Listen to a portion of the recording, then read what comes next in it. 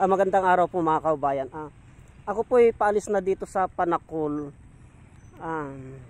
Aguilar, Pangasinan, at ako po ay papunta ng Tarlac.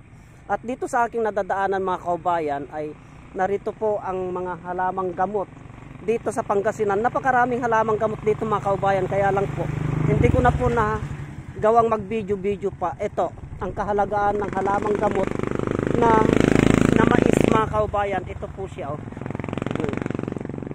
Kung nyo pong nakikita mga kaubayan, yung mais na yan,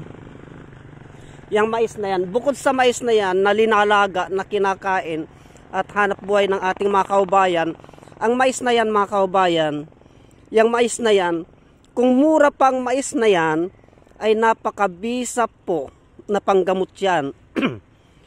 Ang iginagamot, ang pinanggagamot sa mais na, ang pinanggagamot po mga kaubayan sa mais na yan, yung mura pong mais, yung mura pa po yung bunga niya, katulad po noon mga kaubayan, mura pa yung, pag mura pa yan, bubot pa yan, wala pang ganong, hindi pa matigas yung laman niyan, ang kukunin dyan mga kaubayan ay yung bunga buhok. Yung bunga buhok niyan ay napakabisa po na panggamot sa UTI, panglinis ng ovaryos ng babae, napakabisa po sa kidney stone yan. Mga kaubayan, huwag po nating baliwalain ang kakayahan ng mais na yan mga kaubayan. Kasi ultimo yung malambot na tangkay ng mais, mga kaubayan, ay gamot sa UTI po yan. Gamot sa UTI, yung malambot na parte ng tangkay ng mais. Kaya huwag po nating baliwalain yan. Katulad noon, mura pa po yun mga kaubayan, no? Kaya lang hindi po natin pwedeng pitasin yan dahil hindi po sa atin yan. Yan po. Yung buong tangkay niyan, tanggalin lang yung magulang na balat. Tapos ilalaga na po yun. Yun ang inumin ng taong may UTI, mabisa po yan.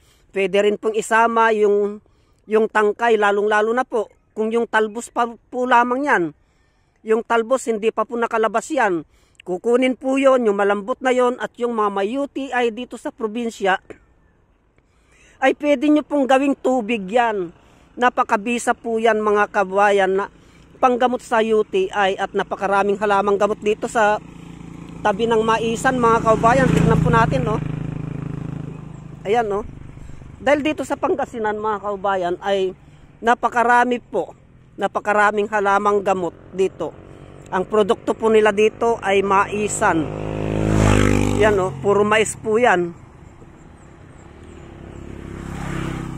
Yan po ang katangian ng mais. Na wag po nating basta-basta baliwalain ang katangian ng mais mga kaubayan, kasi marami pong halamang gamot ang nakukuha dyan. Ito naman po mga kaubayan, ang makahiya. Itong makahiya na ito. Ito po, lingid sa kaalaman ng ating mga kaubayan, ay napakabisa po na panggamot sa high blood ito. Itong makahiya na ito. Itong bulaklak na ito, yung ganito po. Itong bulaklak na ito ay mabisa po sa high blood ito. Kinakain po ito mga kaubayan. Itong talbos ng makahiya. Maliban sa malakas na high blood ito, ay ito naman po, itong dahon nito ay malakas din po sa hilo.